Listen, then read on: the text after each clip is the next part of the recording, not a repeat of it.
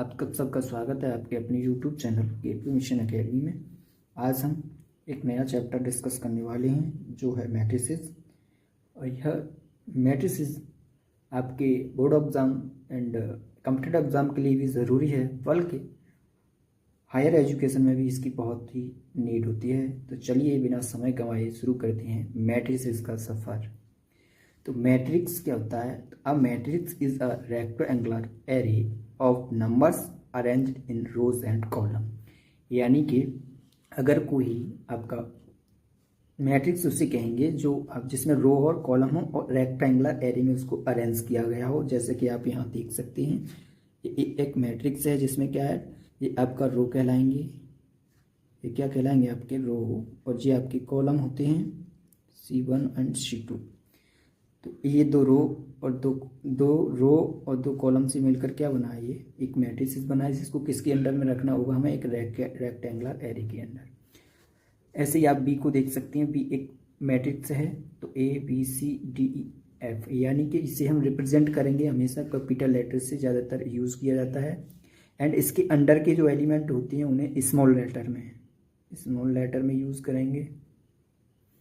ये आपके small letter use होगा और ये आपका डिनोट मैट्रिक्स कैपिटल से यूज़ होगा।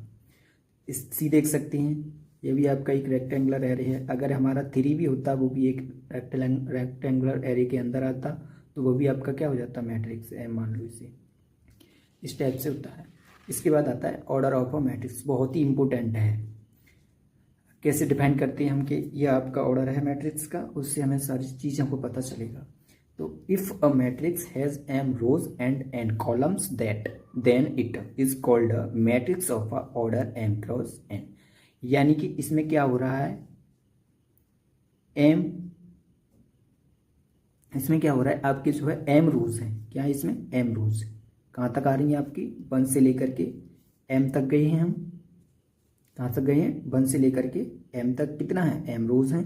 और 1 2 3 इस टाइप से चलते चलते कहाँ तक पहुँचे, n तक। तो n क्या है, इसके कॉलम।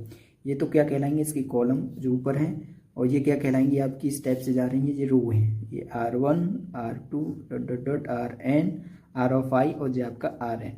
यानी कि अब जो हमारा मैट्रिक्स रिप्रेजेंट, इसको इस टाइप से भी रिप्रेजेंट कर सकती हैं।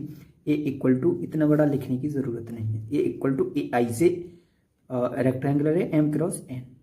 ये क्या बता रहा है आपको, m rows and column, m rows and column. I j क्या है, वे है I equal to 1 to m, j equal to 1 to n। अगर इसको इस टाइप से खोल सकते हैं, ओपन कर सकते हैं, या उसकी शॉर्ट फॉर्म ये लिख सकते हैं हम लोग।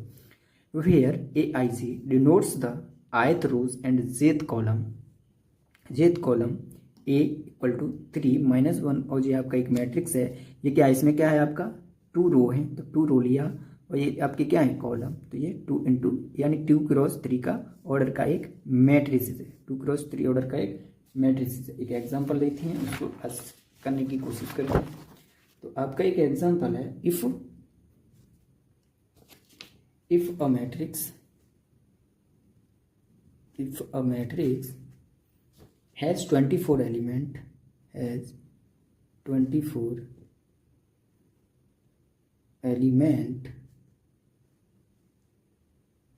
what are the possible order it can have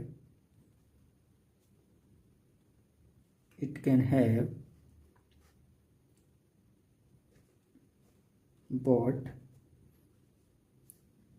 if it has 30 elements. यानी आपके पास एक मैट्रिक्स है, इसमें कितने एलिमेंट है आपके, 24 elements. What are the possible order it can have what if it has a 30 element. यानी कि अगर इसमें 30 एलिमेंट हो तो उसका ऑर्डर क्या होगा, और उसमें 24 एलिमेंट है तो उसका ऑर्डर क्या होगा, ये आपसे पूछा जा रहा है। तो इसमें जो है आपका, हम जानते हैं कि कोई भी मैट्रिक्स हमारे पास AIJ है, उसका m क्रॉस n का ऑर्डर होता है। क्या होता है, m क्रॉस n का ऑर्डर है। तो तुम्हारे इसमें एलिमेंट कितने होते हैं, m इंटू n एलिमेंट होंगे। कितने होंगे आपके, m into n element. m into n elements होती हैं। तो उसने बोला है कि हमारे पास कितने एलिमेंट है, आपके पास 24 एलिमेंट्स। कितने एलिमेंट्स हैं हमारे पास, 24 एलिमेंट। तो 24 एलिमेंट बनाने के लिए हम कैसा कैसा मैट्रिक्स रिप्रेजेंट कर सकते हैं। तो ये क्या होगा, 24 equal to m cross n, that is mn, तो होना ही होना है।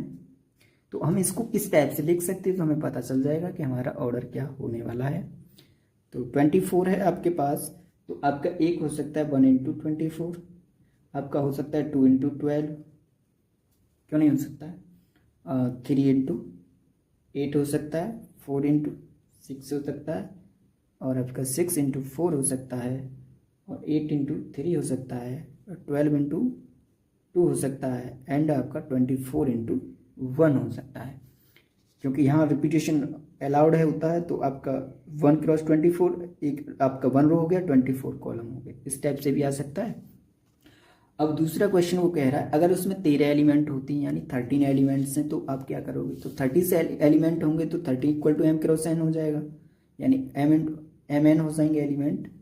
तो 30 into equal to m n element हो गए, तो क्या हो जाएगा आपका 1 इंटू 13, और 13 इंटू 1, इसमें इतने एलिमेंट होंगे, इसमें इतने एलिमेंट वो होंगे। उम्मीद है कि आपको ये वीडियो पसंद आई होगी। अगर आपको ये वीडियो पसंद आए तो चैनल को सब्सक्राइब करें, लाइक करें, और अपने दोस्तों के साथ शेयर करें। हमारे साथ जुड़ने के लिए धन्यवाद। मिलती है नेक्स्ट वीडियो में। Take care and bye bye.